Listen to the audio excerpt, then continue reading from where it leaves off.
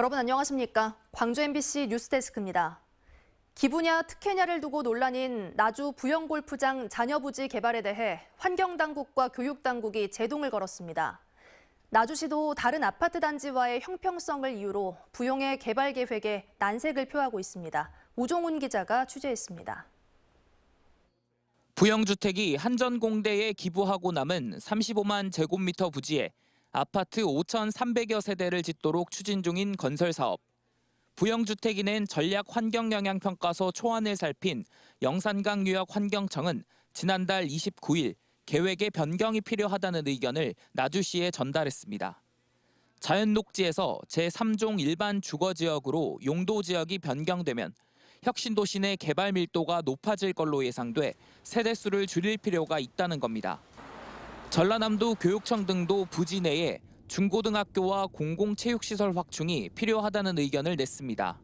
도시계획 위반은 반려하고 새로운 개발 규모가 대폭 축소되고 지역 환원 장치가 마련된 새로운 도시계획 위반을 부영주택이 다시 제출해야 한다고 봅니다. 나주시도 부영주택이 낸 현재 건설 계획에 변경이 필요하다는 입장입니다.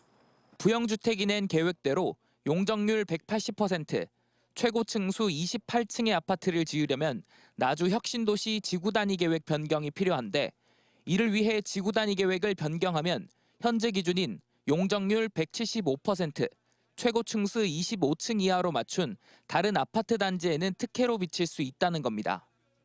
나주시는 유관기관과 주민 의견을 다음 주까지 부영주택에 전달하고 전문가, 시민단체로 이뤄진 10여 명의 특별 자문단을 꾸려 의견을 듣고 주민 공청회를 연다는 계획입니다.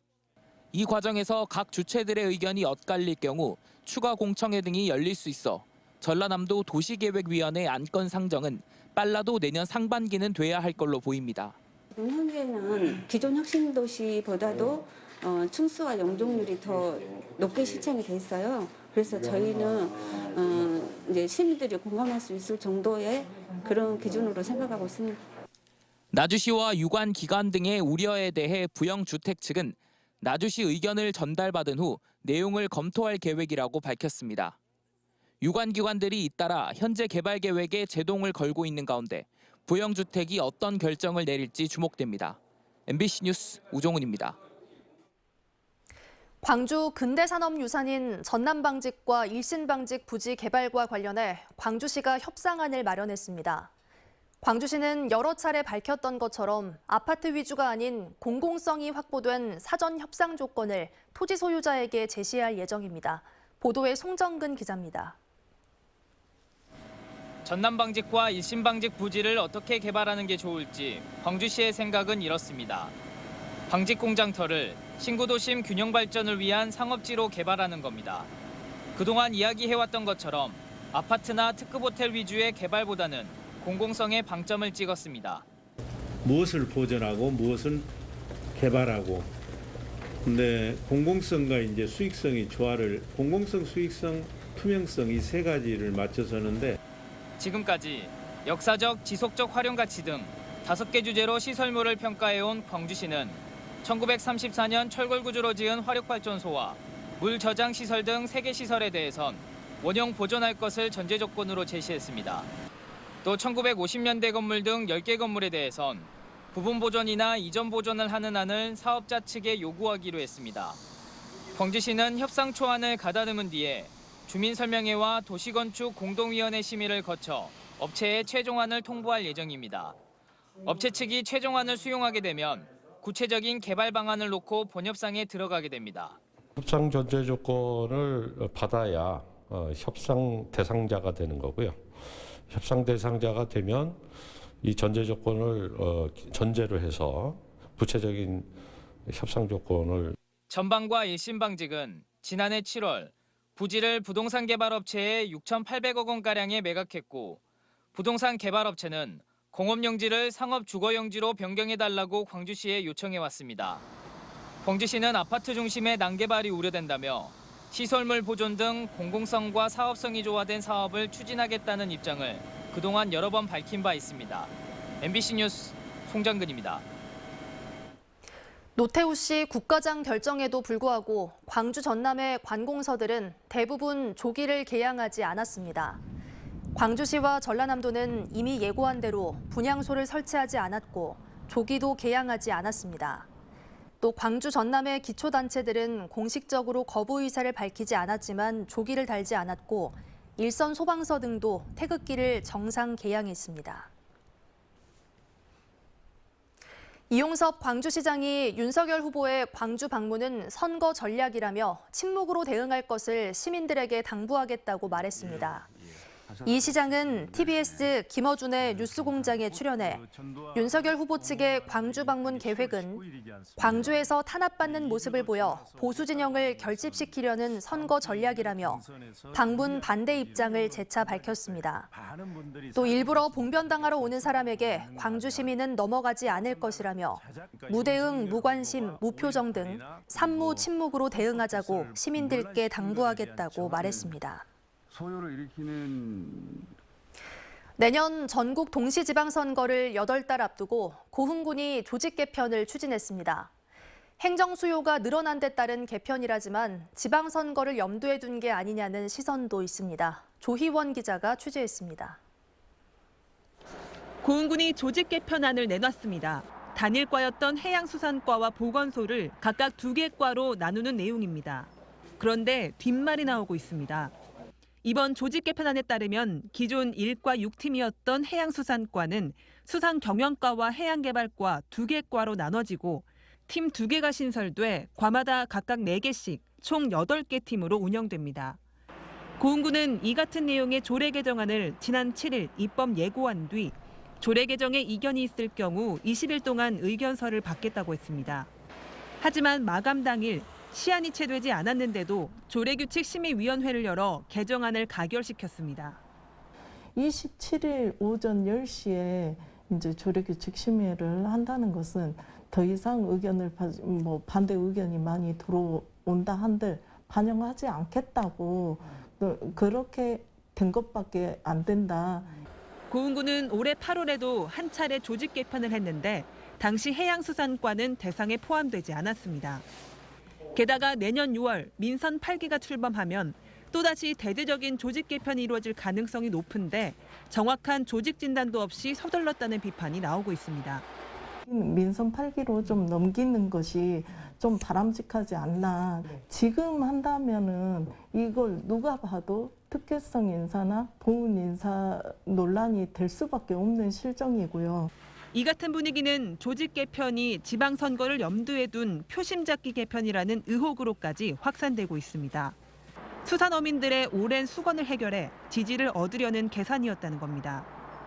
그러나 고흥군은 선거를 염두에 둔 행보가 아니라 다른 시군과의 형평성과 행정상의 편리성을 고려한 개편이었다고 설명했습니다.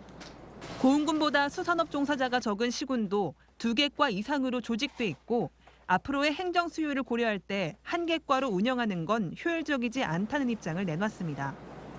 고흥군의회는 다음 달 3일 2차 정례회를 열어 안건을 심의할 계획입니다. MBC 뉴스 조희원입니다.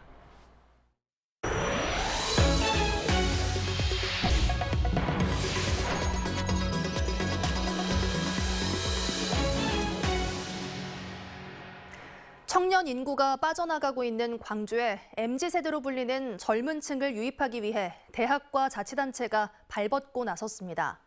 e스포츠 인재 육성과 유망산업 창업 지원 등 청년들의 꿈을 실현해줄 다양한 시도가 이루어지고 있습니다. 이다현 기자의 보도입니다. e스포츠 학과에서 공부하고 있는 대학생 장수민 씨. 이 분야 전반에 대해 탐색하고 학교를 졸업하면 e스포츠 인재를 양성하는 일을 하겠다는 목표를 안고 경남 창원에서 광주로 왔습니다. 수민 씨를 비롯해 한 학년의 20명 남짓한 학생들은 전용 경기장과 교육원이 갖춰진 환경에서 프로게이머와 e스포츠 방송 해설가, 게임 기획자 등을 체험하며 꿈을 키우고 있습니다. e스포츠를 전공하고 싶은 학생에겐 기회를 제공하고 학령 인구 감소로 고심하는 대학에는 신입생을 유치하는 일석이조의 효과입니다. 이런 의논을 해볼 수 있는 장소 그리고 이런 인프라가 구축이 돼 있으니까 아무래도 그쪽에서도 뭐 동아리 활동과 연계해서 이렇게 할 수도 있고 하니까 앞으로 좀 전망이 좀 기대가 돼요. 초기 투자가 필요한 상황에서 지자체의 도움으로 광주에서 창업의 꿈을 이어가고 있는 청년도 있습니다. 지난 2019년 대학 동아리 친구들과 배달비 없는 배달앱을 만든 김민석 대표는 임대료 등 운영비가 부담이었지만 일정 기간 임대료를 내지 않아도 되는 창업 공간을 제공받아 인공지능을 기반으로 한 생활 밀착형 앱을 만들겠다는 목표를 실현해가고 있습니다. 광주시는 올해 259억 원을 투입해 광주 청년은 물론 타 지역 청년들도 마음껏 꿈을 펼칠 수 있게 기반을 닦아놓을 계획입니다. 실제로 저희 첫 투자인 이제 슈미트 투자도 이제 광주 창녕 쪽에서 만들어준 행사를 통해서 저희가 진행이 될 수 있었습니다. 20대와 30대 등 젊은 층이 일자리를 찾아 수도권 등 타 지역으로 떠나는 경우가 지속돼 침체가 우려돼 왔던 광주. 미래 유망 산업을 중심으로 적극적인 기반 마련이 이루어지면서 이 같은 흐름을 반전시킬 수 있을지 주목됩니다. MBC 뉴스 이다현입니다.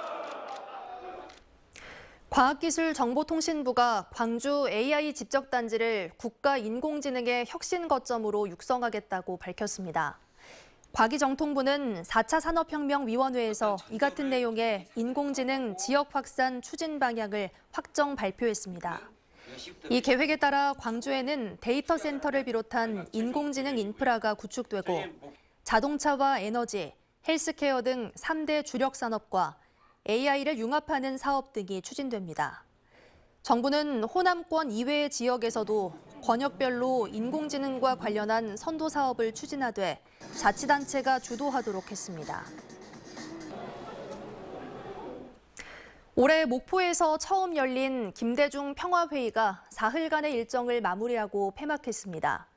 인권과 빈곤, 질병 문제 등 인류 공통 현안들의 해법을 모색하는 공론의 장이었다는 평가를 받았습니다. 보도에 김진선 기자입니다. 험난한 역경을 겪어오고도 아이처럼 밝은 미소가 아름다웠던 고 김대중 전 대통령. 전 세계를 놀라게 한 1차 남북 정상회담에서도 김 전 대통령의 유머 감각은 모두를 미소 짓게 만들었습니다. 올해 처음으로 열린 김대중 평화회의는 세계인들에게 김 전 대통령의 평화의 미소를 권했습니다. 학술회의와 별도로 평화를 주제로 한 영상과 사진을 공모했는데 국내외에서 400명 이상이 참여했습니다. 영상과 사진을 올릴 때마다 기부금이 적립되는 이 캠페인을 통해 다시 한번 공존과 평화의 정신을 되새기도록 한 겁니다.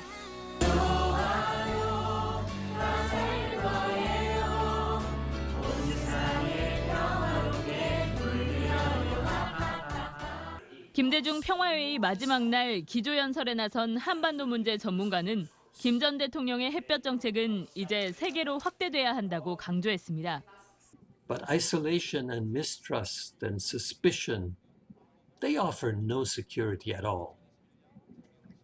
The time has come to declare a sunshine policy for the entire world. 나흘 동안 목포에서 열린 김대중 평화회의에는 세계 지도자와 석학 등 35명이 연사로 나서 DJ의 평화 사상을 기렸습니다. 평화회의는 앞으로 2년마다 열리는 가운데 전라남도는 김 대통령이 나고 자란 하이도 생가 주변에 한반도 평화의 숲을 가꾸고 목포 사막도에도 평화공원을 조성해 DJ 정신을 계승하기로 했습니다. MBC 뉴스 김진선입니다.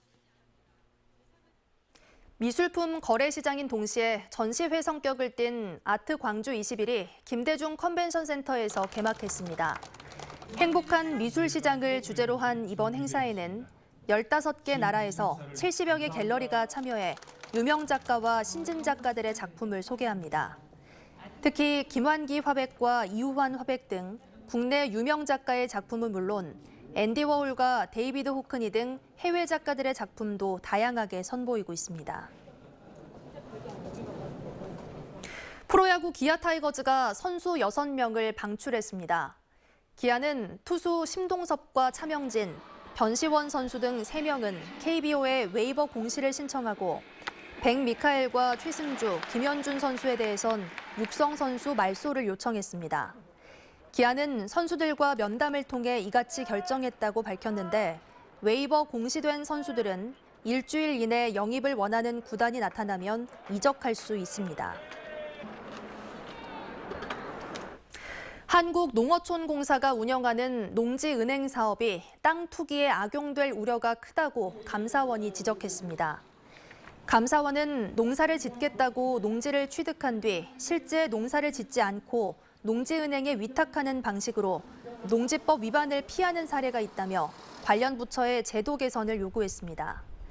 농지은행 사업에 대한 감사에서는 지난 2016년부터 지난해까지 투기성 사례가 419필지로 조사됐고 매매 차익은 110억 원에 달하는 것으로 나타났습니다. 투기 목적으로 농지를 단체로 매입한 전직 기초의원과 지인들이 검찰에 넘겨졌습니다. 광주 동부경찰서는 지난 2014년 광주 북구 월출동에 농사용 땅을 매입해 허위 영농계획서를 제출한 혐의를 받는 6명을 검찰에 송치했습니다.